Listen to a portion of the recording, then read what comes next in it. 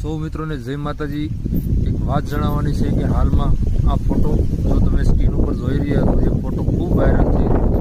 બસ ઘડીક તમે video stop કરીને જોઈ લો। પહેલાં જે સદગુરુ છે એણે આ વાત કીધી છે કે ભવિષ્યમાં ખેતી આવી રીતે રહે, બરોબર।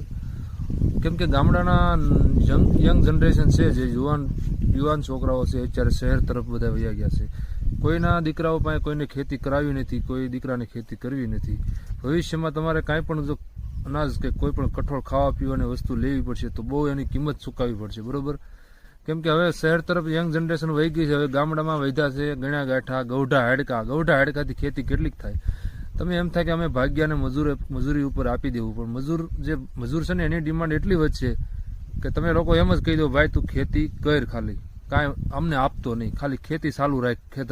ખેતરમાં બાવળિયા ન ઉગવા જોઈએ, તમે હાવ મફત આપી દેવો તમારી જમીનને।